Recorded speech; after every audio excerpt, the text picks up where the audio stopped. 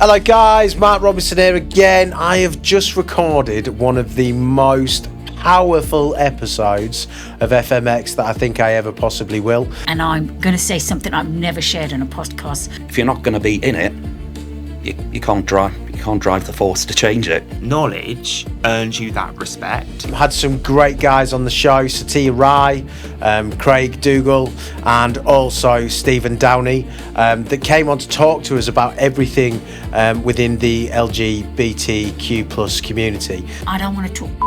I want to see the change that I want to see. You've got to set yourself as an example. My mum always used to say to me, she used to go, Mark, empty barrels make the most noise. The episode is called Discovering LGBTQ plus in Facilities Management. They're very candid about their stories. They really talk to us about some of the challenges that they've experienced. Sometimes I felt like I was in survival mode. You can never underestimate the power of conversation. Yeah. It took me 25 years as a gay woman of colour to come out in the workplace. What's the worst experience in your working life from an LGBTQ perspective? God. All I did was check in with you. Said checking in. Yeah. All I did was check in with that young man, and we had the pride. And I'll try in.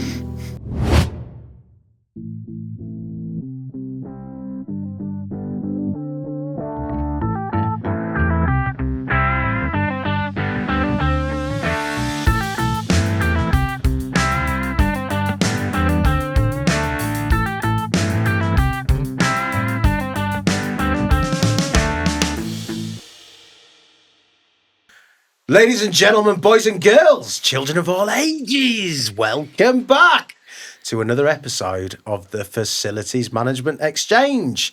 Anyway, you can probably tell by my face, I've got a bit of a scar. Interesting story. I'm not going to tell you about it at the minute, but it involved a Sasquatch, a bridge, and a werewolf. Really interesting. You're going to love it when I tell it, but I'll save that for another episode. Anyway, we've got a great episode here today. We're joined by three fantastic guests, Craig Dougal, Satia Rai, and Stephen Downie. How you doing, guys? You all right? We're good. Oh, All good. thank you. Have you had a good Pleasure day? being here. Yeah, I've had Highlight of our day today is being here with you, Mark. Oh, come on. Come on. Sign off Yeah. it. You're just trying to bribe for extra pints later on. Yes, yeah, come on. Right, Satia's the first one coming back, guys. I'm telling you. Right, I'm simple usually as the that. flirt. I know. She got right in front of you there, I'll leave Stephen. now. What's going on? No. It takes 2 pints for me to start. Oh, there we go. Right. An hour. That's the time to leave at the pub. As you know. So, listen, guys, thank you very much for joining us. It's an absolute pleasure to have you here. So, the reason we're here today is to, obviously, the episode is called Discovering LGBTQ+. So, thank you very much for coming here today. And obviously, that community within the FM sphere. But before we get into that, because I know that you're all very passionate about that area, just want to go through everybody individually and find out what your day's been like. Craig, how's your day been? Good, yeah. Early start. Managed to get an earlier train because my later one was cancelled, so that was a stroke of luck. Good day in the office. Spent a bit of time with some colleagues and made some positive progress on getting us working a little bit closer as one team. So. Oh, cool. All good there. What is it you do? Just quickly, Craig.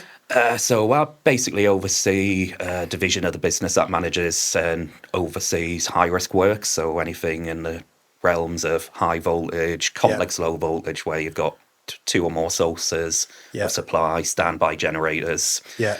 So quite complex technical things, anything confined space, working at height, right? And petroleum and mechanical services, so things like steam or high pressure hot water. So things like the high rises like the Shard and things. We manage sort of the pressure systems there, and it's all about following basically a safe process. Yeah.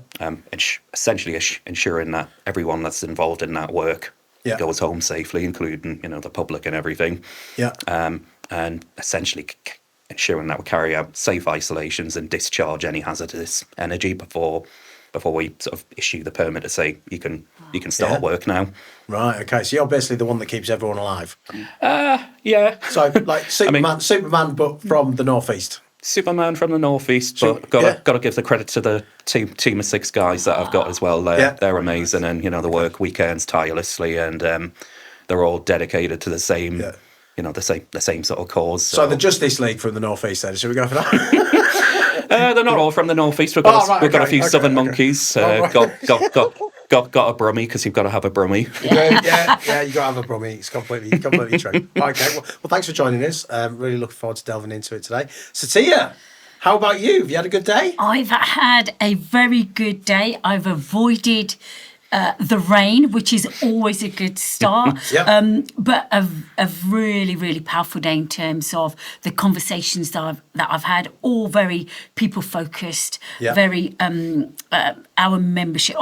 Let's start. I'm CEO of the International Professional Security Association, which is the largest membership trade association in the UK. It's the oldest as well. Wow. And I'm proud to say that I am the first woman of colour, the first woman from the LGBT community to hold this position in its entire history. Wow. Yeah. So amazing.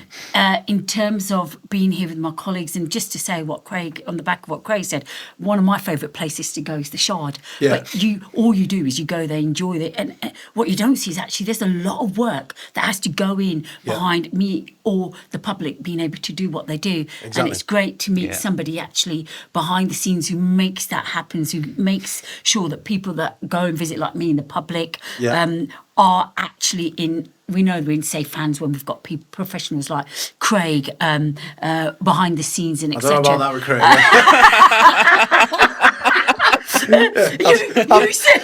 My reputation precedes me. I've seen Craig in the pub. I'm joking. No, Craig is an absolute professional. Of course he is. You know, of course.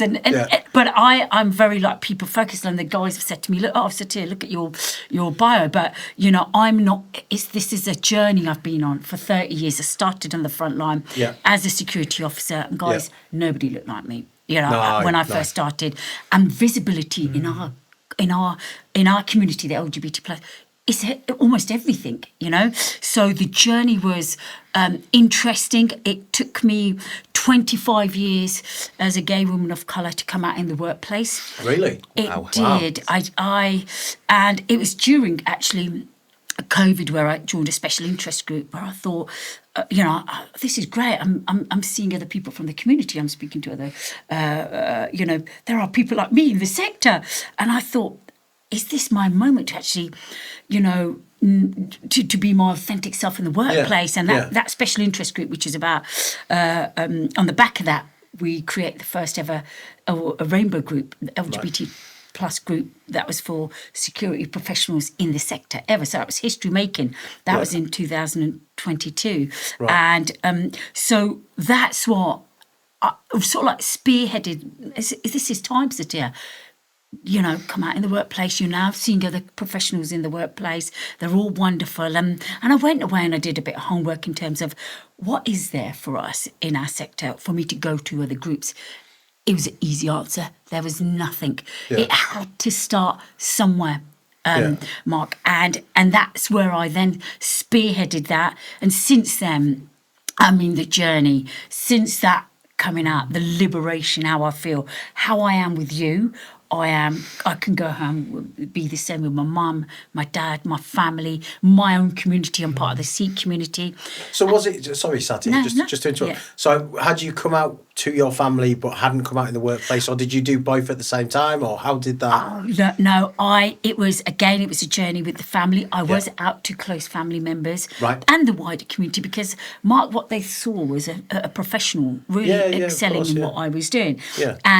But I had not come out knowing a few really, really close friends, but no, never in the workplace. Why would I? I didn't know anyone else that was it's that scary, way. Isn't it? I didn't know. And the conversations that were taking place were very much, you know, the jokes and, you know, how's your husband? How's your boyfriend? How are your kids? All these things. Where it is probably a more masculine and I guess heterosexual industry than most as well, the security industry.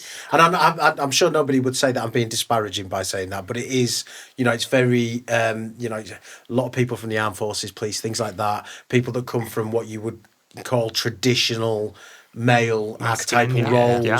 So, you know, I imagine it would be, because I actually find it quite surprising it was 2022 you came out in the workplace. I would have actually expected it sooner, but when you put that, I understand it now. It does make sense.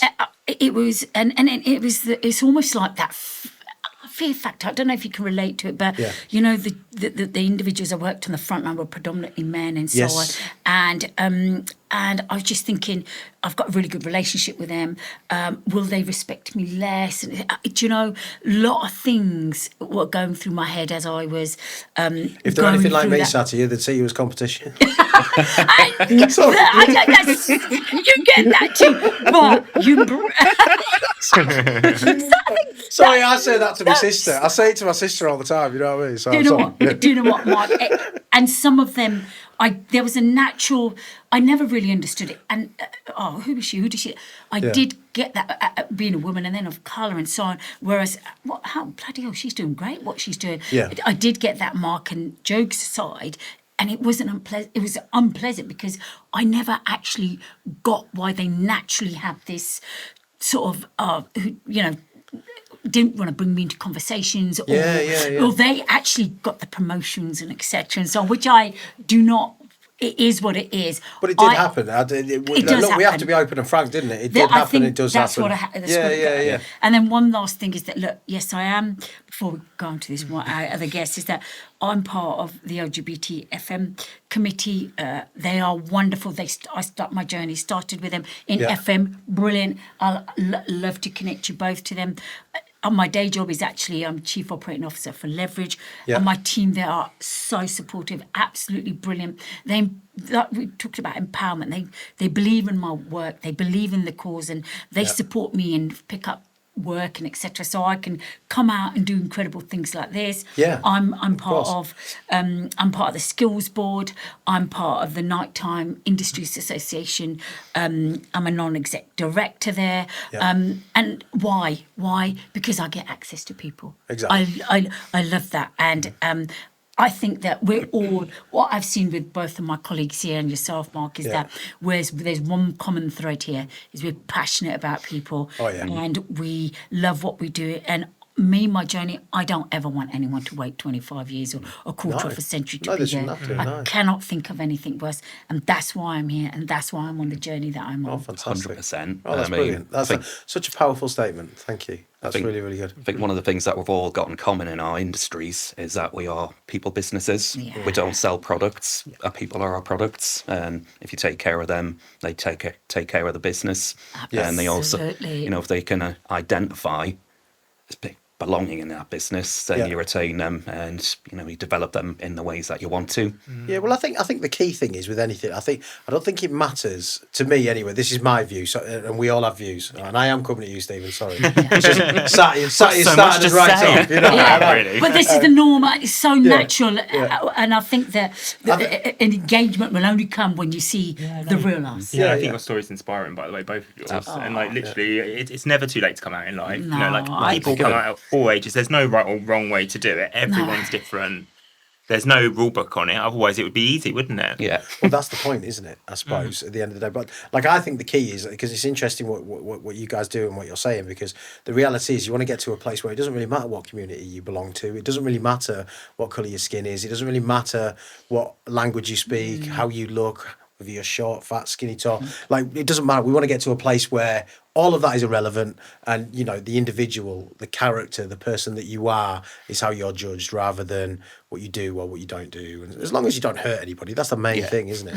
Anyway, Stephen, come on, mate. I'm sorry. Drum roll. Hello. That's me. So practice for 5 minutes doing that. Yeah. So Steve, you and I know each other. We've known each other a while. So thank you very much for agreeing to join us on this panel. I think it's a really important one. The first time I actually met Stephen, I walked around his site with him several years ago, and he just could not shut up about Pride, which he had attended. I think 6 or 7 weeks beforehand or something. He was just completely giddy about it because the firm that he represents, which I won't say because it's up to you to say, had really gone all out to support the community and done an awful lot of stuff during Pride. So that really kind of stuck with me when I met Stephen. So I thought it was brilliant to, and the enthusiasm that came out with regards to it and stuff like that was brilliant. So Stephen, how's your day been? Tell us a little bit about yourself, mate. My day has been quite busy. So I work at Just Eat Takeaway, the food app. Does everyone know the food app? Yeah. Well, I've heard of that one. Never heard of it. Isn't it? Everybody say Just Eat. Yeah. Yeah, that's it. Yeah. That was actually my voice in the advert. No, it wasn't actually. Do you imagine? So I run a segment of buildings and facilities team. We're now named as the workplace team in the UK, Ireland and Germany. So it's my first sort of international role. I've always been doing FM in the UK. Yep. I've done it for in-house where I've worked for a company where I started off my career where we owned the buildings. So I would do the workplace for them. And then I sort of worked into managing agents. I've done the whole public sector, the PFI contracts. And then I was at a managing agent, and one day one of the tenants said to me, "Do you want to come and work for me?" And it was Just Eat, and I haven't looked back since. And amazing. I've done really well there. They've been so supportive. I've got like promotions there. So I started off as just running one building, the London office. Did the refurb project, which you did a very good job on as well, by the way. I remember you actually talked us through that. You're very proud of. Tell us a little bit about that, because I think a refurb project in FM is not to be understated in terms of what that entails, especially in a large space. So talk to us a little bit about that. So the company got really big during lockdown, and it hired so many amazing people, and we ran out of space, so we needed more space. So basically, we went to the company and we said, "Look, we need more space, and we need to refurbish it." And we refurbished it to such a perfect level. We won a Leesman Survey Plus award, which we were like I can't remember what number it was. It was like number 72 in the world. Like to get that score. Well done. And it was just, like all of us in the company, like we did that. And we did it on a really like sensible budget as well. Like it doesn't mean you have to spend a fortune to, achieve amazing things. And what my key was, going back to what you said about customers first, was I asked all the stakeholders in the business, and it didn't matter what level you were. You could be, exco level, you could be coordinator level, whatever level you were in the business, you had a say. So I'd put out questionnaires, I would interview people, and I would get all the feedback, and I'd find out what they need. I'd meet employee resource groups. So like even like the Pride Network, what do we need? We need a party space. No. Could you imagine that? A big party space. They were like, we need an event space. That's it, yeah. No, more than that. But like, and then I'd meet like the neurodiverse community, and they would tell me they would want silent areas, like so they could concentrate and focus and so on. Our accessibility, ERG group and so on. And I would get all their feedback, and I would make the best workplace possible with the help of my team. I have the most amazing team. So today, what have I done today? So we're dealing with a refurb project, funny enough, in London office again. Oh, really? We had a leak, so we're just trying to go through the insurers and deal with that at the moment. I think I remember. Yeah, I think I remember saying that. Yeah, so that's keeping us busy at the moment. And I had a team call with my whole team. I get them on a call on Tuesday, and we all go around the group and we all like do a check-in and see how we're all getting on, and all help each other. Brainstorm and share ideas. And so many people in my team, well, one person in particular is a member of the LGBT, and she's such an inspiring girl. Her name's Jodie. She has a daughter. She has an amazing partner. And I think she always taught me that, one day I could have a family. Because I've never really come across many people in the LGBT group and community, or friends, who I actually like really good friends with, who I know have it all. And it's she's very inspiring. But all my team, they're most amazing people. I have a nephew, and he's 15, and my sister and her partner have been together 20 odd years. I won't say how they did it, but they made it work, which is probably the best way to explain it. But I mean, I think you can have anything you want these days. I think we all deserve to be happy. Do you know what I mean? Whether you're happy being on your own, with a partner, with a family, it doesn't really matter. We all have the right to strive for what makes us happy, which I think is that's the most important thing. For sure. Anyway, brilliant. Good stuff. Anyway, should we get into some really interesting shit? Let's do it. Let's do it. Shall we? Okay, right. So what I really want to know, and I think, because I'm not a member of the community, so there's things that I think about sometimes. I'll reflect on my sister. How would my sister deal with operating in the community? So what I want to find out, when you guys first came into the FM space, how did you feel that you were welcomed? Was there challenges? If there were challenges, how did you overcome them? How did you deal with people, or have you found it to be quite a welcoming industry, and so on and so forth? So what is your viewpoint? And at the end, this is all I'm doing here, guys, is creating a debate for you guys, all right? Because I think that you'll all have very different experiences. Yeah. And then at the end, what advice would you give to people that are perhaps not out in the industry at the minute, Satia, and they're seriously considering saying that they want to be honest? How would you perhaps say to them, this is how I would approach it now based on what I've learned? That's a burning question. It's a big one, isn't it? Yeah. I might have a different approach on this, and sorry to interrupt everyone, but I'm interrupting myself. No, it's fine. Crack on. That's what it's about, isn't it? My one was at school. So this was before coming into facilities. I hated school. I really wanted to always do well. I come from quite a working class background, very, we don't have money. We didn't really have things as children. Like, my mum and dad are the best parents. They're amazing, so supportive. But I remember getting really badly bullied at school, and it was horrible. It was like, I'm not, got victim mentality, but it was awful. And I remember being in school and thinking, right, I've just got to get through this. It's going to be over soon. I'd be called awful names. But what that taught me is how to treat others. Yes. And it also gave me such a drive, because I really wanted to do well. And I didn't want to just do well. I wanted to do well, but all these people who were horrible. So that you could go back. Look at me now. Stick the finger up. So I ended up now I'm your boss. So I ended up in facilities. Look at me now. No, it's great. So when I came into facilities, I was a police officer for a while, a special constable. That was the way in to become a full police officer back in the day. I used to watch The Bill. I loved The Bill. I loved The Bill. And that was the way in. And I did that for a while, and I thought, well, this is not for me. And then I fell into facilities, and what I loved about facilities is you dealt with so many different people. So you would deal with someone who is of all age groups, anything. One day you'd be dealing with someone, they'd say they need a prayer room. So you'd refurbish a prayer room, make a prayer room for someone. You would make a fancy canteen for someone. What I'm trying to say is you would do so many different things every day and deal with so many different stakeholders, internal, external. And you'd learn people's stories that when I came into the industry, I had quite a positive experience. In terms of... But that's nice to hear. I was lucky. Very nice to hear, I was lucky. Don't get me wrong, there has been times where people have made a comment or something, but they weren't just doing it to me, they were doing it to loads of other people. But I always thought, okay, you might have that comment, but it's how I respond to that. Yes. So I would do it in a classy way. I'd not get involved in the politics and really focus on my job, because I always wanted to be a really good leader. Yes. And I thought you've got to set yourself as an example. If you just get, if I started arguing with someone back, you're going down to their level, aren't you? I think Michelle Obama, what she said, when people get, I can't think of the saying, but it's when they go low, you go high. Right. Yeah. That's exactly it. And I only heard that later on in life, but I thought that is exactly what you've got to follow. But it was like the Proverbs, treat others how you want to be treated. I'm not a huge religious person, but I believe that is how you should be. Yeah. My mum always used to say to me, she used to go, Mark, empty barrels make the most noise. Yes. Remember that? Yes. And I used to go, and I never got it. Until I got a bit older now. And one day she said it to me and I went, right, I get it. That is very, very true. I think. And so powerful. Yeah. I mean, I'm sitting here and I'm thinking whether I should listen to him or to actually say that that I can relate to so much of it. It's like, and whatever I had scripted in my head is.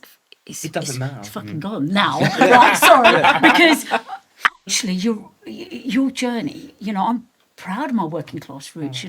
You're right, and it was your CEO that said something today when he came in, and actually when you say about the facilities management thing, and actually my mum and dad came over. The married as teenagers, dad came over for the first year. And they had to be apart. I've not shared this, and it's the first time I share it, so I'll try to share it as best as I can. Yeah. And he came over and worked, and then they were apart for a year, and my mum come over with £3 in her pocket, and they didn't know the language. They don't know how to read and write English or anything else. And my mum cleaned, right? Was a cleaner all her life, and did 3 or 4 jobs to make ends meet, and it wasn't about so that they could be there for the kids or anything. It was because they left communities back home. They left them. They had to still look out for them because they never would have flourished and thrived. And equally, everything that we're enjoying now, what I enjoy now as a grown Sikh woman and the next generation of Sikhs is they all these gurdwaras that I can go to and we look at and we can celebrate. We have got some of the most incredible Sikh places of worship in the UK. It's my mum's generation that gave up that life and they worked. I promise you, between my mum and dad, they worked and their taxes, 120 years worth of taxes they've paid, they gave back. And at that time, they were not welcome. Let's have this open conversation. They were not welcome. They were told to fuck back home. There were marches with skinheads and etc. And I remember them. And at school, when you talk, we didn't have nothing, we didn't, it was because there's all these other priorities and I couldn't come out. And I'm going to say something I've never shared on a podcast, is that I actually got engaged to a guy at 19. Wow. So did my sister, quite interestingly. Really? Honestly, yeah. See? Yeah. But very interesting that it's, because you'd probably be a similar age to her, so it was probably a similar time, I would have thought. And I think back in the sort of mid to late 90s, was a very challenging. It was far more challenging in the 80s and the 70s. Don't get me wrong, I mean, there was a time you could get thrown in jail just for being who you were, which was bloody ridiculous when you think about it now. 100%, and that was because I thought that is all I have to do, and then maybe live a life of.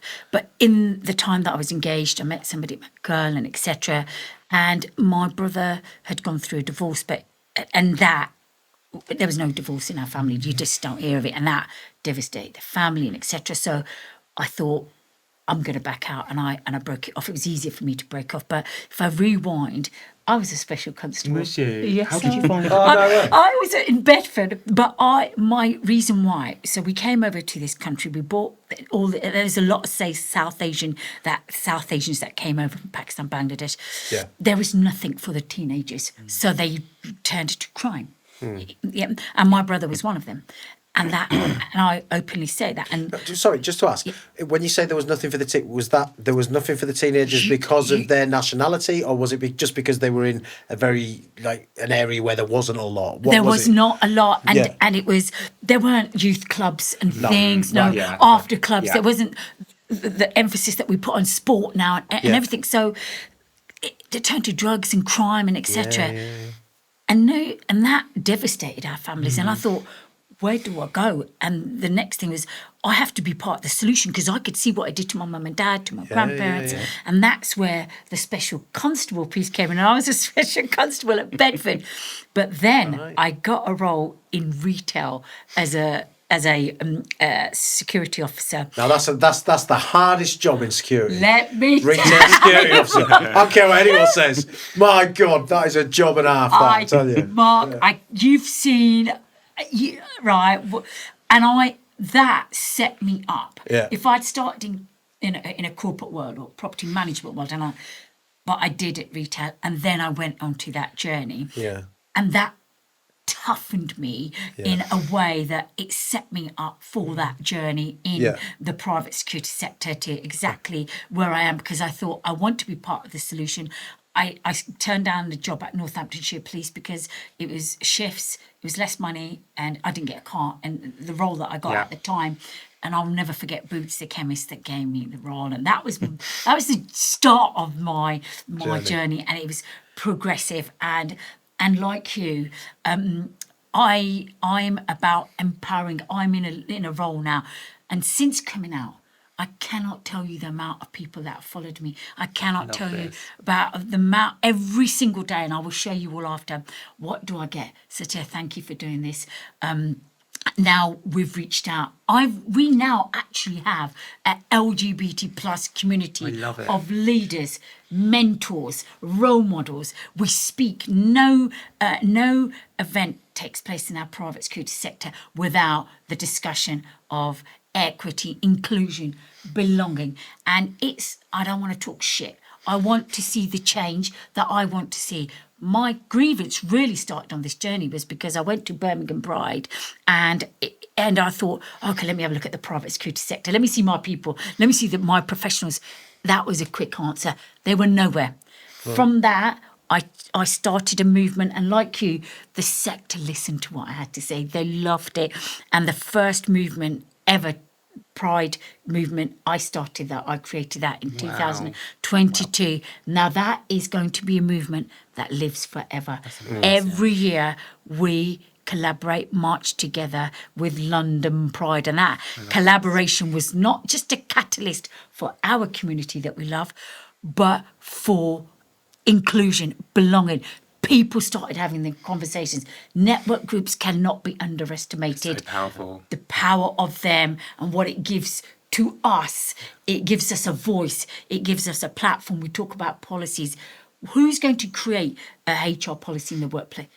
We can do that, and the various groups can do that. And network groups is statistically proven is that is a powerful way to engage, retain, and attract the best talent into the workforce. And sorry, I could crack on, but I would love to. But it's only because you triggered so many wonderful things in my conversation, both of you, that I thought, how can I get this out? And both of my parents are from a Sikh community. They didn't even know that this community existed.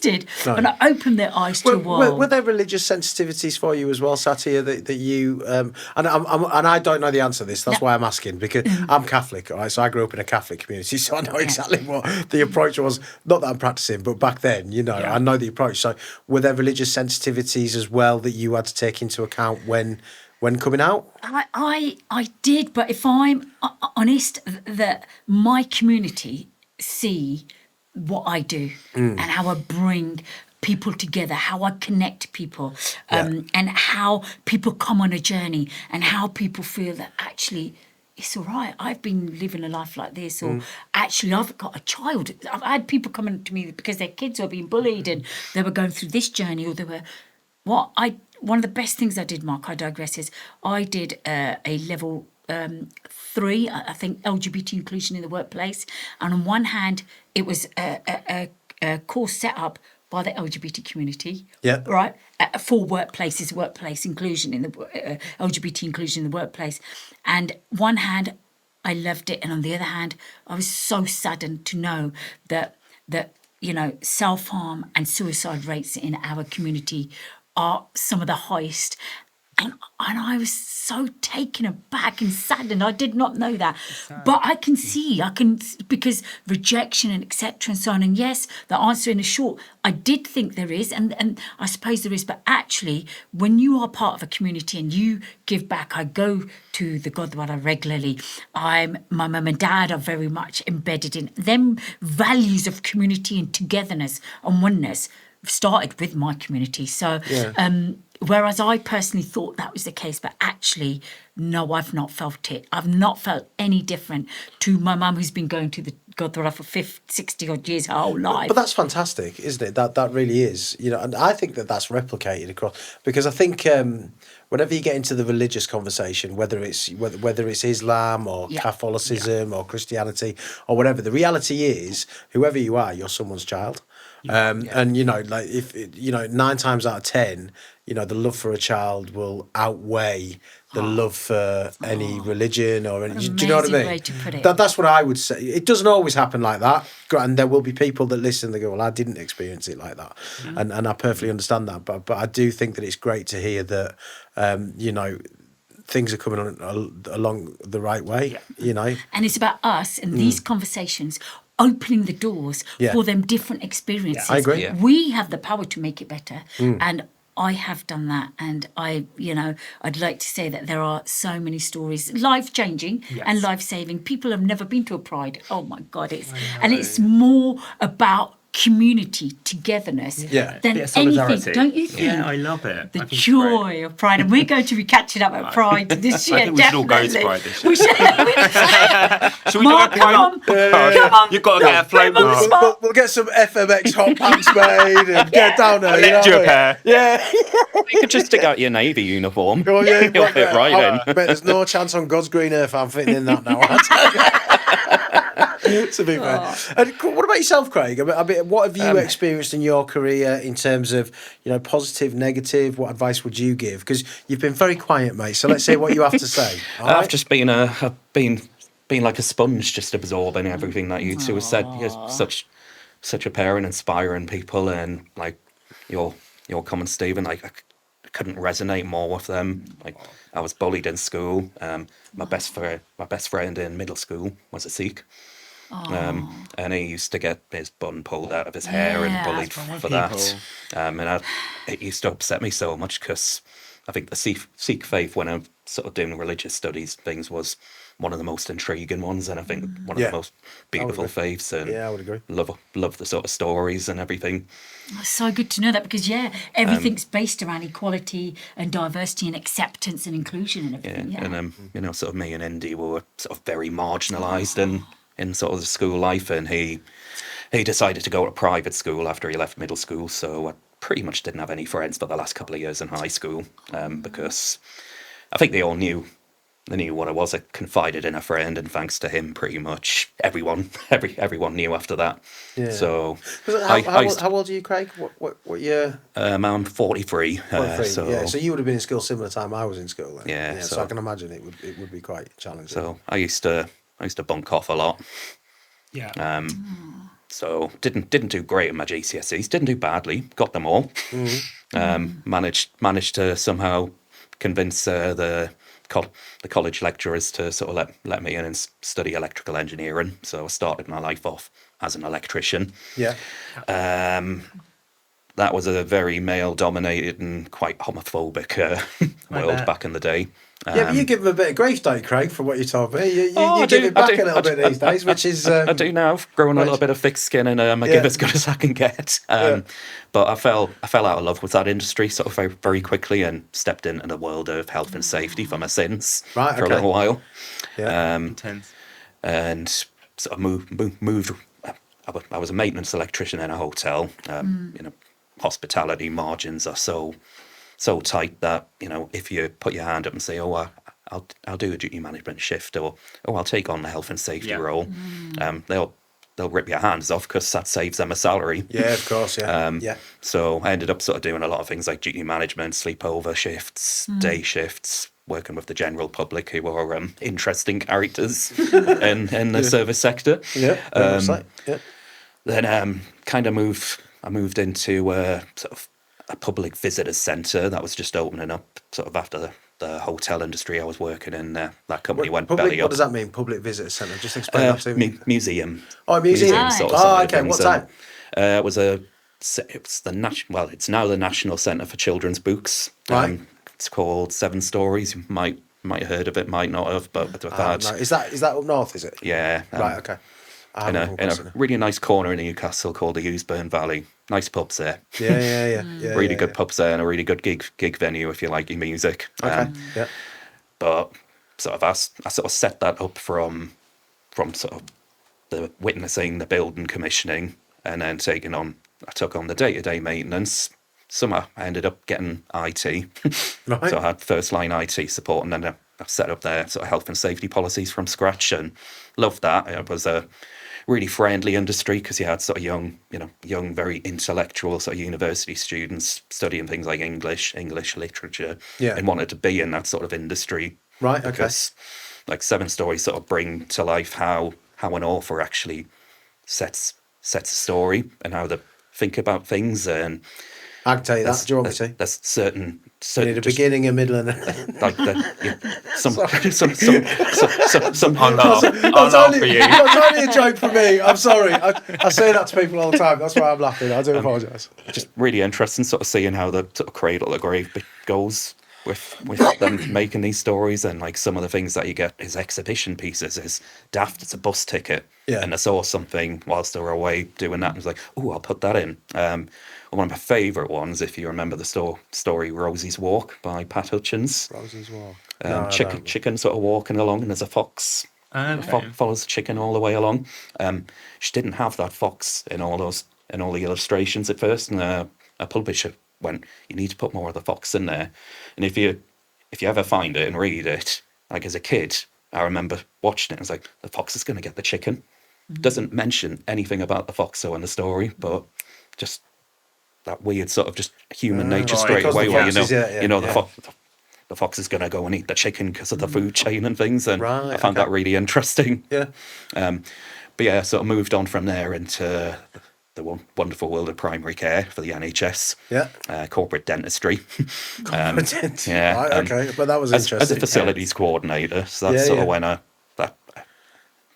was always kind of pseudo in facilities with 7 stories with the hotel side of things. You just health and safety kind of leads into it anyway, doesn't it? Quite naturally, it's a natural progression. It complemented a lot of my sort of career trajectory. But yeah, I was in that industry for about 4 or 5 years. Right.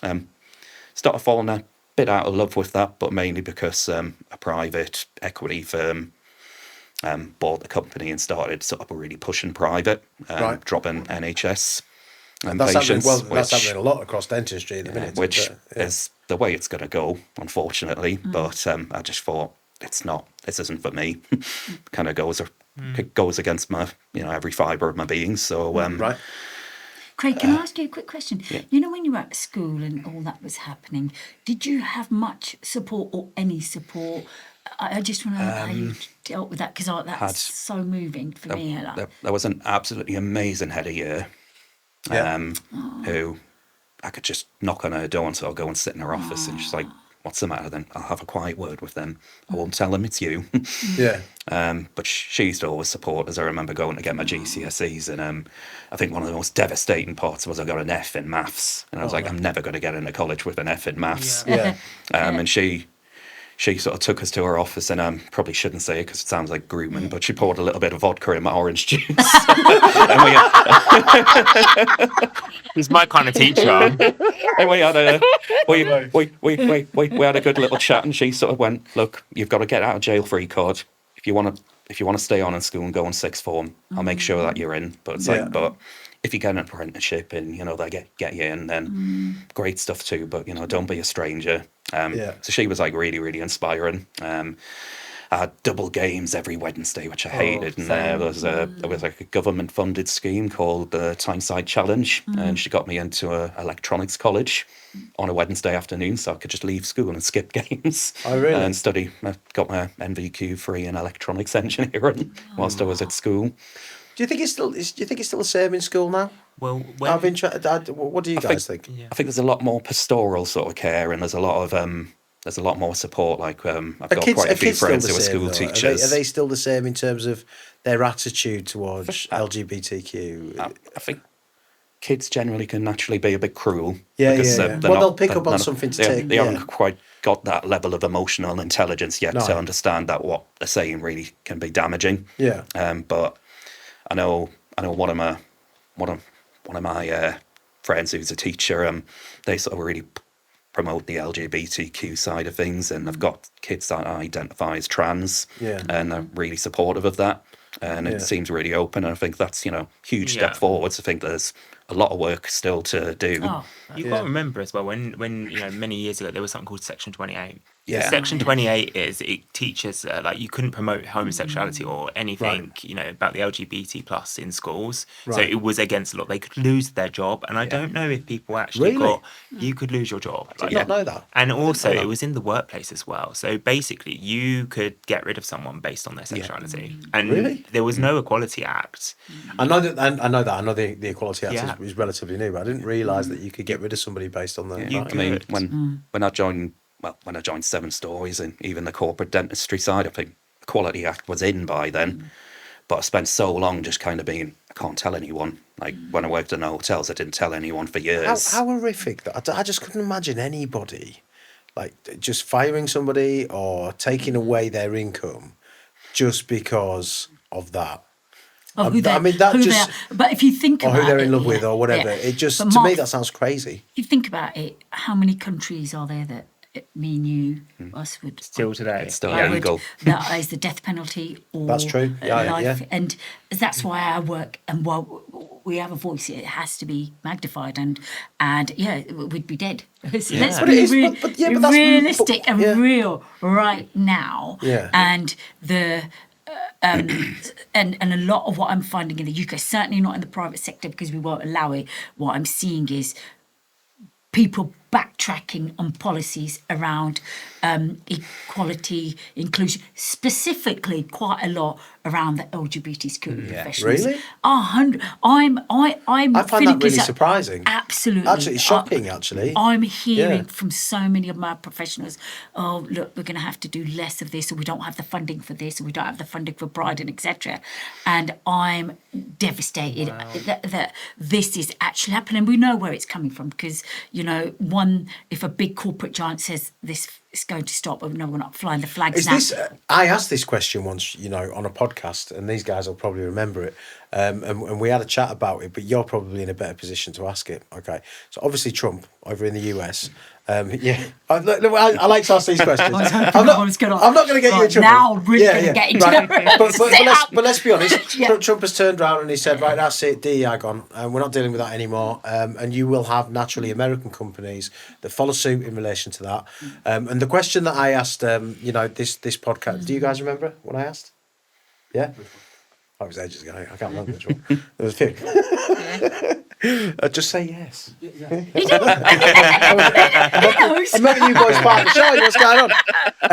But what I asked was, do you think that the rolling back of DEI policy in the United States of America will have an impact in the UK? Because usually what happens in the US, around 5 years later, trickles down into what we do as a country. Okay. Now, my view on it is this. My view is that the UK has 99.9% of the time always been a very fair and equitable country. We always kind of have been. Granted, we've got a lot of stuff wrong, we have, let's be honest. But it's always there's an element of fairness across our culture, I think probably more so than maybe other cultures. So I don't really see that happening. But you will have large corporate giants, American organisations and so on and so forth that will change their policies as a direct result of how they're expected to act and behave in the US. I don't think there's anything wrong with having this conversation. It's so we have to. I cannot, and it's not if it has. It is having an impact. 100% having an impact. Okay. Yeah. Yes, absolutely. There's certain things I've seen in our sector, where organisations are doing less of this, or sorry, we can't promote this, or we can't do this. And, we went through a phase where, when I first started the movement in 2022, everybody would change their pride colours and Pride Month, and I wouldn't have to have that conversation. I would see things happening and changing, and I'm like, wow, this is incredible. And then in the last year or so, no, we're not going to be doing that. We won't be promoting this, and we won't be doing that, etc. And it is 100% because of what they are selling in the USA in terms of this is bad for our society. This is bad for a community, saying that, kids are being transitioned by going into school just because. Let's talk about the education. Section 28 was rolled back. Thank God that they do have a level of education around. I remember when my niece came. This is, I think, you've educated me because I did not know that existed. I genuinely had no idea. In fact, I am shocked. Fight for that. We had to fight. I'm shocked. A lot of people are really shocked at that. And then you talk about things like the age of consent. It used to be 21 for gay people. Yeah. And then it went down to 18, and then it went down to 16. But like the way it says straight. I was going to say the breeders. Well, you need us too, laddie. Come on, you need us too. So yes, the impact. I've certainly not just in our sector. You've seen, but in the wider piece. That's all I'm dealing with. I'm turning up all these great ideas, what we're doing and everything, and all I'm seeing is certainly Satia. Yes, it's impacted us, and that's because we connect with people, all the organisations, and some of the organisations I have said to you. So sad to see it, but I feel that it's not impacted here, the sectors that you're part of and the organisations you're working in, and wherever we can impact and influence and continue on that journey, we should, and that I don't just mean that. I mean like the policies and everything else, like having policies for gay parents, for women parents or to dad parents, and well, they should just be the same. Yeah, 100%. I mean, that's One, just how they it should be inclusive of equitable. that. At 100%, and a lot more of that is happening. Are we quite there? No,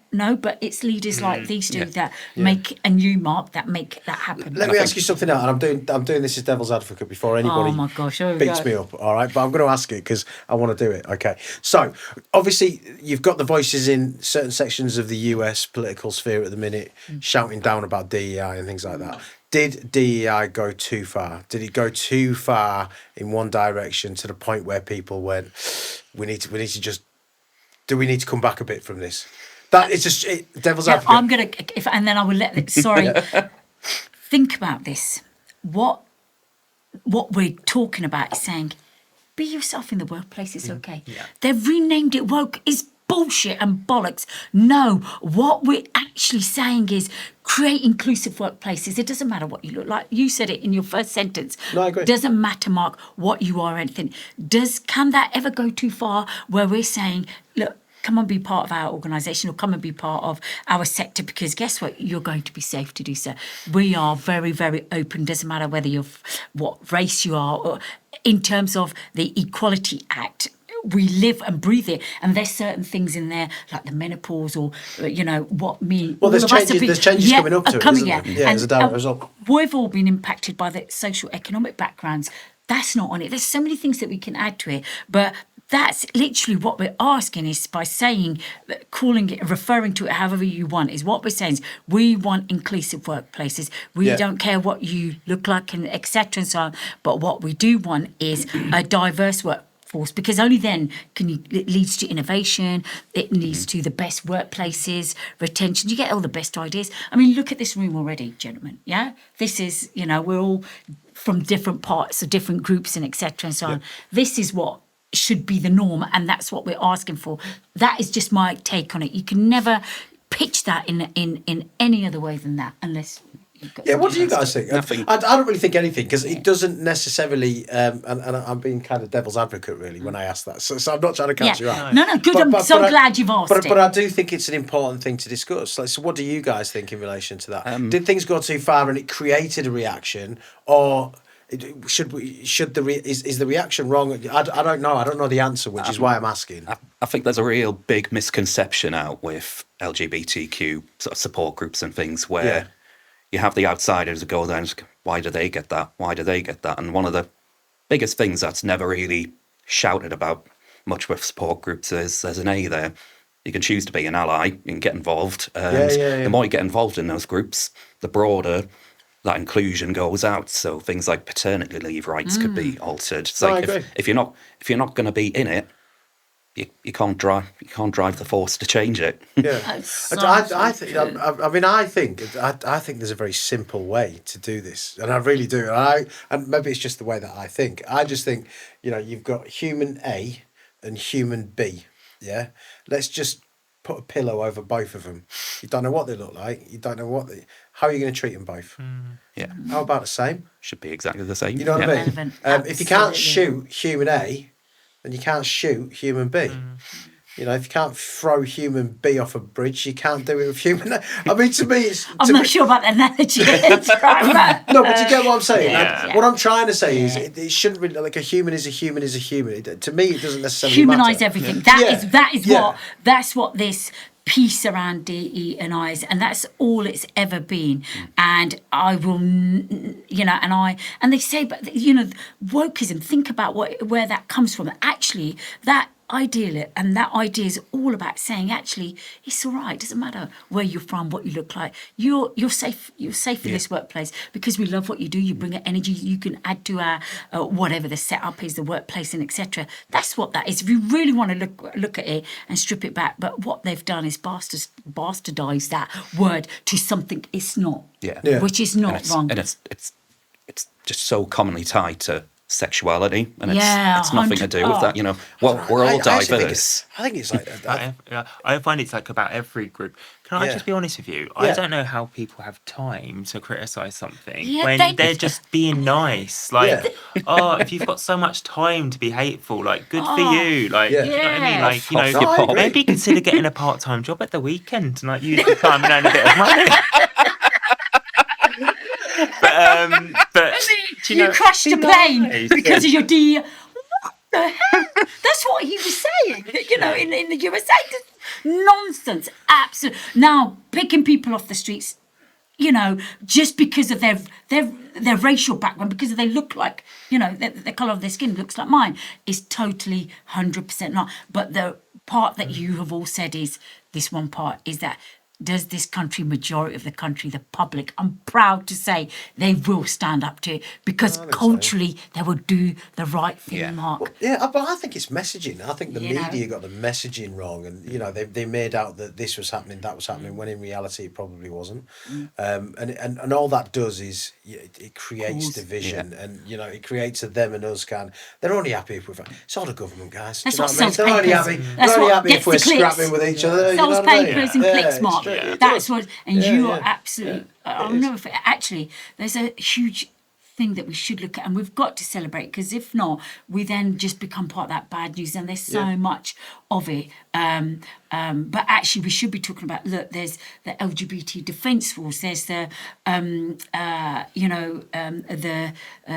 British Diversity Awards, and there's Involve, the outstanding list for LGBT professionals. There's so much good. I mention them because I'm a winner of all of them, by the way. And we have to be, and you're all winners. I only say that because you're going to take out your jacket in a minute. Check out my awards, boys. Do you know? But do you know this one? Do you know, I love it. If you don't, if we You're so don't say inspiring. that, who's going to do it, Mark? Like you said, who will do it? Like your story with your sister. You had me as soon as you said that, Satia, this is the journey. This is what I've been in, and it was, and I was there. I want you to know that was me in my local town. Should I go into this gay pub or not? I looked. I was like looking around. Should I step? I had to look everywhere. That was such a key moment in my local gay pub in Bedford, the Barley Mow. Have had such fun for that. But shall I go? Everybody wants to go down the Pice Guide. And I'm thinking, shall I go in it? And I'll never forget that moment. I took that step into that pub. It's a big one, isn't it? It's pretty magical as well when you do. It was, and I cannot tell you, because you know I was thinking, what if somebody from the community sees me? I had to. It was.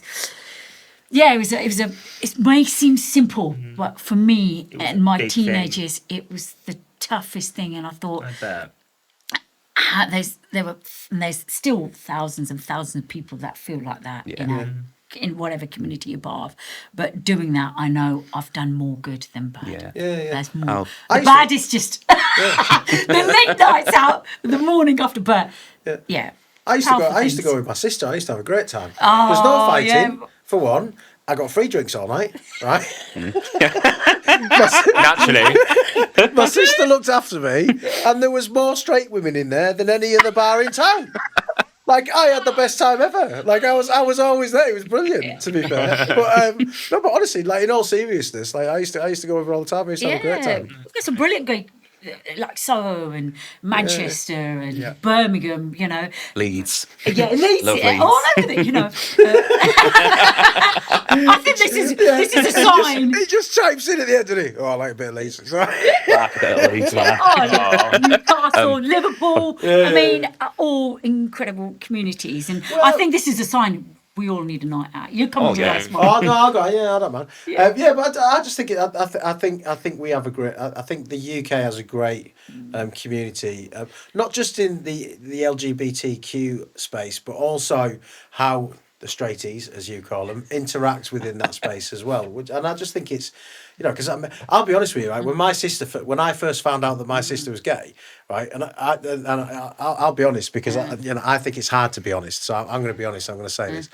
When my sister first came out, I was brought up in a Catholic school. All right, I used to be an altar boy. But anyway, because I grew up in that place and I grew up in this tiny town, and I had no idea my sister was gay, you know, because she had boyfriends and everything. I had no idea at all. I mean, she used to beat the crap out of all the lads, but I just thought she was hard. Do you know what I mean? I didn't think for 1 second that she was gay. Never entered my mind. Yeah. And I remember when she told me, we were actually on holiday in Florida, I think, and we just sat by the beach, and she turned around and said, "Mark, I'm gay." And I went, "What?" She goes, "I'm gay." I'm like, "You can't be gay." And she goes, "Why?" I said, "Well, you know what God says. You're going to go, well, what are you playing at? You know what I mean? You can't, but that was my reaction to it. But like straight within like a week or out when she's spoken to me, I was absolutely fine. I didn't really care. It didn't really affect me at all. To be fair, it didn't affect me. It affected her. But you know, she's had a great life. She's had a partner that she's been with for over 25 years. That's she's got a child. She's got a house. You know, she's had a fantastic life. Yeah. You know, so.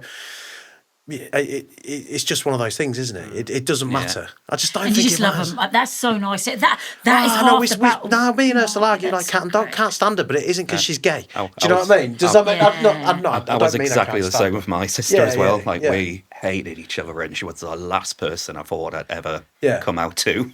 And she was actually one of the first. And I just remember she was with some friends one day. I got her in the house and she went, "Craig's gay."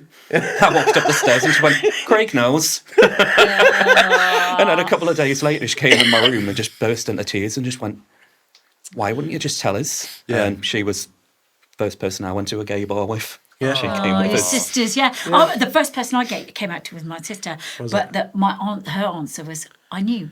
So, why are you telling me that? And even when I didn't say it to my mum, but I implied it. And she goes, "You know, mothers know their children." That's what my mum's like. You know, mothers know their children. So them conversations are. Do you know, if I hadn't had them, I don't know what would happen. I was so blessed to be. You know, that's such a nice story that you've done that and you've had that, but. Not everyone has that journey. No. Oh, by the way, hi Diane. I know you watch. Love you very much. Just because we are talking about you 14,000 miles away. Hi, Diane. I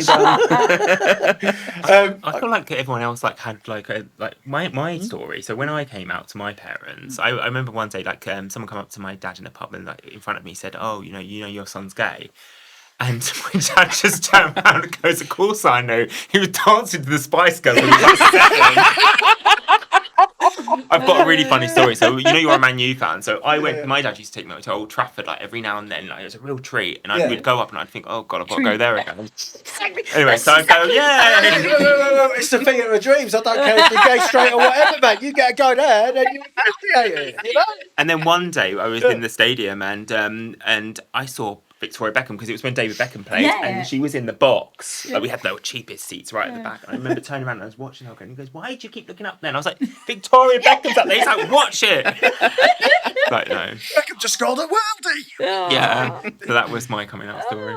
Not as epic, but epic enough. My mum always said that she knew I threw her off the scent though when it's some sort of community party or something, and I ended up snogging a girl, and it was my last ditch kind of turned myself straight. Yeah.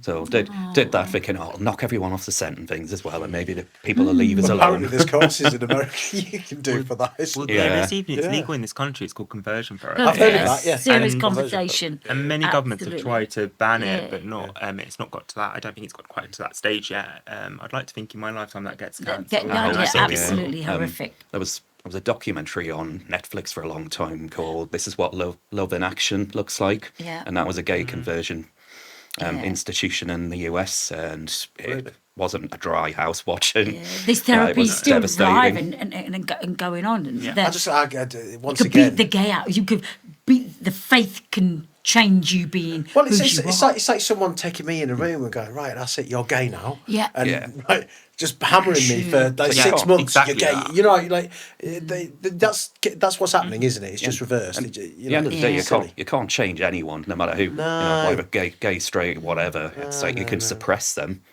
Yeah. But and you said about humanising it. There's a human at the end of that. A person, and the impact on the human being is actually quite it's devastating, definitely. Yeah. So, what's the worst story each of you could give in terms of what's the worst experience in your working life from an LGBTQ perspective? Got an awful one. I am going to ask for your best after. So yeah. I think one of my worst when I was still a sparky. Sat down in the staff canteen with my boss, and there was a couple of porters and a couple of kitchen porter staff down there. And I think it was something like changing rooms was on, and there was 2 people on it that were clearly living in the same bedroom together. And they were like, "Oh, something's going on here. What's all this about?" And the conversation sort of went out and started getting all homophobic, and I was getting to the point where I was thinking, I'm going to start telling people. And then my boss piped out with, "Oh, you know what? Hitler had the right idea. Just kill a lot of them." Oh, God. And I was like, well, That is just... I'm relieved I didn't tell anyone. Yeah. But that just like really sort of stuck with me for a long time. Yeah, I mean, that's hearing that. And then just having to get in and go in there like every day after that and sort of look at them. That must have been very hard. Yeah, because your perception of that, who you maybe even thought was an all right person until they said that, your perception of that individual would have changed. How did you deal with it as well? Because I think that'll be important to listeners that maybe experience something similar. I think initially I kind of managed to somehow quietly usher myself out, and I cried in the staff toilet for about 20 minutes. And then got out the paper and looked for another job, probably. Started looking for another job and stayed there a little bit longer though, weirdly enough. Yeah. I'll save the other half of that story maybe for my good part. No, that's fine. But you know what though? What's quite interesting is that because of an off the cuff nasty comment, they probably lost a very good member of the team. For sure. You know, and that's crazy, really. And anyway, the good comment. I'm going to do each good and bad for each here. Yeah, the good side of that is did come out to him eventually. Yeah, how was he? He changed his perception quite quickly. I think he had this. So he didn't get the SS uniform. No, didn't line me up against a concrete wall. Well, that's good at least. You know, that's positive. We had a conversation. At first, it was kind of like, I don't care as long as you do your job, son. Yeah. But then we're out one night, and you know, sort of booze sort of lubricates the truth and things. He sort of came out with something. And he's like, I was talking to one of the receptionist lasses, and she told us that I said this comment, and I don't even remember saying it. Right. It's like, you know, I'm a working class bloke. I go to the working men's club. My dad was a miner. It's just embedded into us, and you've really educated us that you actually, you know, that people on that side are actually all right and normal. I mean, it was kind of, you know, a bit of a backhanded comment, but I knew where it was coming from. That was his attempt at an apology, by the sounds of it. And he put his arm around us and just went, you know, you've been like a son to us, and that. Yeah. I think that was like the warming bit where he actually went away, and I think he spoke to his missus about it at first, and probably was like, "Oh, dirty gets this and that." Right. Okay. She probably kind of. Yeah. Sue was quite a driving force. So she led the household. Right. So okay. I think she probably helped, and she worked in an N-Power call centre. I think that's happened a lot. You know, I think that's what's driven the conversation forward. Is, you know, perhaps people like me, whose family member came out who had a perception to begin with, and then they went, "Oh, but that's my sister." Yeah. Hang on a second. Me, yeah. Oh, hang on. You know, I have to be different now. I have to, you know, and I think that's happened a lot throughout society, and that's where we are now. If that makes sense. Yeah. Satia, what about yourself? Well, it's almost like, and it doesn't have to do with me, but it is almost there's a sadness to it, and then there's a great ending to it, in terms of what, how I reacted, what we did, and so on. So, so I said to you that I started the LGBT pride movement in the private security sector. Never in its 164 years had it ever been anything like it had been done. And through that process meant that I was going to collaborate with industry leaders and etc. And this is a you know, one of the biggest employers actually in America as well. That and they have work here as well. Oh, but it's a far larger community than people realise. It is when you look at it, and they all bought into it because they loved it, and anything that they could see the sense of why I wanted to do it, and they were reaching out. They wanted a space, or they wanted a voice. They wanted to include, and they wanted to recruit more professionals from the LGBT community. So when I was in the process of creating that group and that collaboration, having that march, and it was the biggest, it was the 50-year anniversary, because it was the first one after, can imagine, after post-COVID, 50-year celebration. And in one of the team I was working with was a lady, and she goes, "Can I talk to you? It's out of this group. It's separate." And of course you can. I gave her my number, and she said, "Look, like I'm a Catholic, but I am struggling with, my son's come out as gay. I've been all my life. I've grown up. This is, and I'm sort of struggling with it. I'm going to be open, but my son's been self-harming. He says he wants to kill himself and etc. What can you do? How can you help this situation?" And I'm like, "Oh God, this is totally different to, this is a mother now, humanised. It says, all I'm talking to is a mother. That is all I care."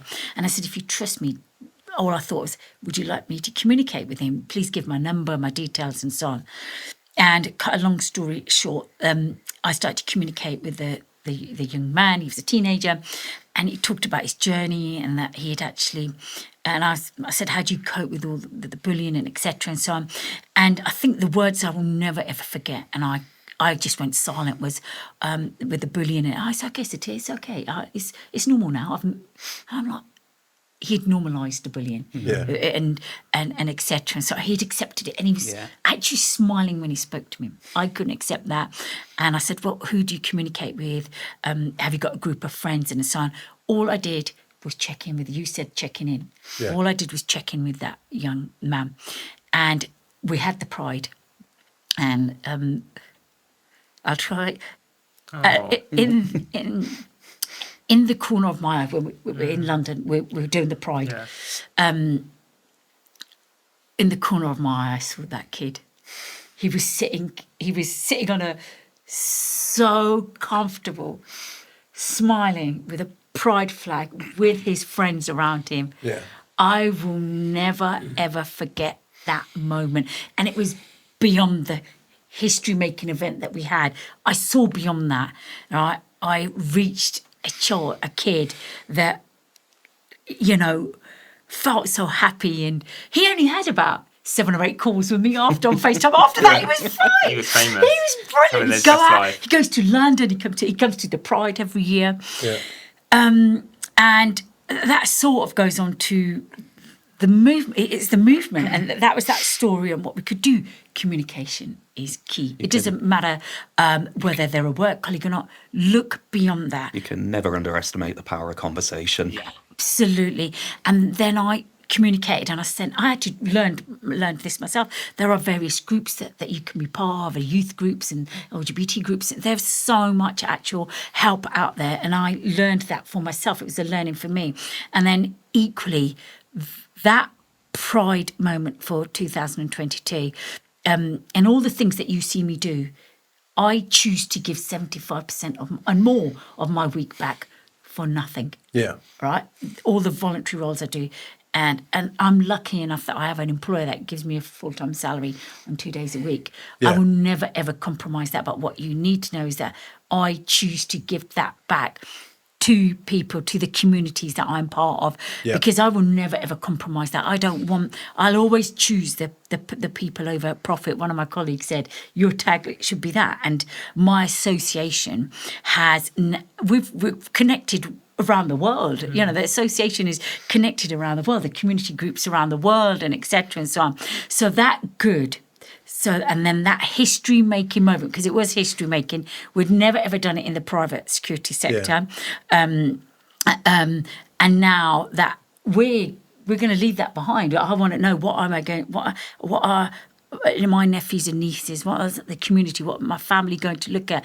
I don't want them to go into the work. Can you imagine going into the workplace and not just being yourself and having a horrible experience? Yeah. Yeah. We will spend most of our life, most of our life in the workplace. I've spent 30 years. Most of my life has been spent in the private security sector. Yeah. And I cannot think of it not being a nice place. And nobody has ever turned me away for a collaborative opportunity, a workplace opportunity. And I think that's where I started to get recognised, and I'm on the Involve outstanding list. And I have to, this moment, David Furnish is number 1, right? Wow. Right? And I don't even for his work with the AIDS Foundation and Elton John. And I got on it for the first time this year. Thank you, Suki Sandhu and team at Involve. I'm number 6. Going 16. I think I'm the first person from the private security sector to be on it, and then I won the British LGBT Awards. I won the Inspiration Award last year, and Jess Glynn went up and got her award after me for her partner, and Olivia Coleman was shortlisted. I love Olivia Coleman. You do, don't you? The Crown, I so love The these Crown. moments have to be celebrated. Our community has to be celebrated. There's enough role models now. Where would we be without them? Like the likes of Elton John and all the people, that have fought this fight before us, the Stonewall movement and etc. and so on. Amazing things. There you have. And who's that gentleman on the political guy that does all that work around? Peter Tatchell. That's the guy. 100%. I mean, he's been hated by so many people, including his own community, for the way he's driven things, but he's never stopped. He hasn't. He's been punched, kicked, etc. But that guy carries on, and he was quite pivotal in when they had overturned the Section 28. Sorry, that's my really inspiring, moment. And over to you, Stephen. Like with me, it was mainly at school, and but I went home to the best home. Like my mum and dad, we had the best fun. We would go. So my granddad used to run a sports club at the weekend, and I'd get up and we'd all have a dance, and I had a really good family. My brother and sister are amazing. Yeah. And I don't want to sit here I've had it as bad as anyone, because I haven't. But at school was really tough. Yeah. I had to go. I sometimes I felt like I was in survival mode. Like you talk about PE days. You know what I was good at? Running, like long distance running. I used to always win it. And I think it's because it was a sport on my own, and I was good at sport. I just didn't feel comfortable. And you could just let off all that steam. It's like everyone was just pissed you off. You just hammer yourself and just go for a run, and then scream at them. You do half marathons. I did once in 1 hour 29. I was really fast. Wow, really fast. And I loved that. And it was a real escapism. And my mum had dogs, so I'd walk dogs, and I'd do all this stuff. But you'd get comments at work in the early days. You'd never get it now, never. No, now. God, no, I couldn't imagine. You wouldn't get away with it. No, I get some sort of ridiculing ones from my colleagues sometimes, but they're not in malice. It is just a total joke.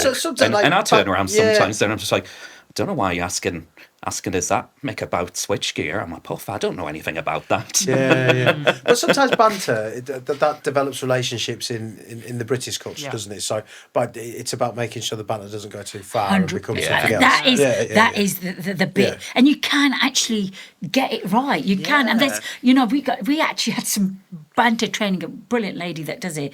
And it went down so well.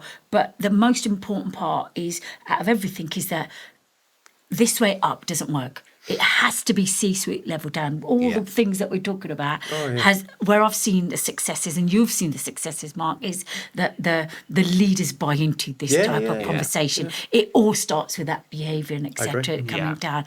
And the journey that like both of you, when you talked about being in school and the journey, and I just got to commend it, honestly, from the bottom of my heart, what you've done and what your journeys to where you are now. Look how successful they are. It's Mark. the making of you in situations like that. And I'll be honest with you, that didn't happen to me. I would not have been grounded. I remember when going into the police, when it was quite confrontational situations. I did it in Hounslow. If anyone knows Hounslow, I know Hounslow. I'm a Hounslow boy.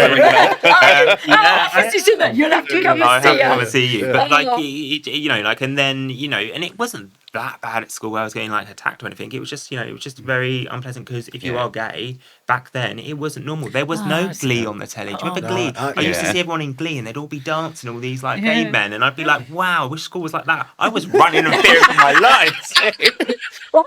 Nobody talked about it. No one. You're right. And like you say, the teachers couldn't really do anything about it because Section 28 was enforced. So all they could do was just try and sort of shut people up, but not actually go and speak to you or mention anything. Want to lose their jobs, that's their livelihood, isn't it? But and it was great, because not that that was great, but what was great about the, I always take a positive out of everything. I've never had victim mentality. What did you gain out of it?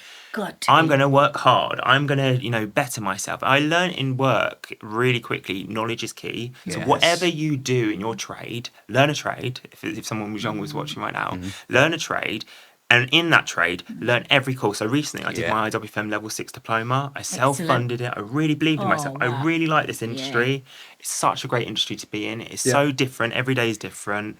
Invest in yourself. Do your Prince 2, do your NEBOSH. You know, go and find a mentor. You know, stick with a mentor, you know, learn from them, ask silly questions. And I've learned knowledge earns you that respect. So I agree. So these days when I go into meetings and I know what I'm talking about because I've spent so much time researching everything in this industry, I've never had a problem. So like in recent times, back in the day, people would make comments, but you know, if I'm honest with you, I probably made back far worse ones. Teach them a lesson not to do it again. One for off camera. Save that for another podcast. Well, do you know something? I watched something. I watched a podcast the other day, quite interestingly. So I'm going to steal this because I thought it was brilliant. Has anybody heard of Tony Robbins? Motivational speaker in the US. So he was talking about the life of American gentleman. Without a doubt. He was talking about a human being's life and how patterns dictate what we do. And he said one of the key patterns that we learn as an animal was the patterns of seasons. You know, we learn how to grow food and so on and so forth. And then he turned around and said, your life is like seasons. You know, so he said, you know, you're up to the age of 22, you're in spring. You know, you're growing. You know, you're growing quickly. You're learning things. You're doing this. You're doing that. And you're just, you know, you're going to make mistakes and things like that. And then he said, from 22 to say 42 to 44, you're in summer. And summer is when you make all of your mistakes, you know, which is, I'm listening to it, I'm like, quite true. do you know what, that's true. That's when you make all of your mistakes. Every mistake that you will make across your career, your personal life, and so on and so forth will generally happen within that season. But on top of the mistakes, you're learning in that season. So everything that happens throughout your life, and I think this applies to every group, every human being, happens to you within that period, and that forms your basis for learning. And then from the age of, say, 42 to 62 to 66, you're in fall. Okay. And fall is where you put everything you learn in spring and summer into practice.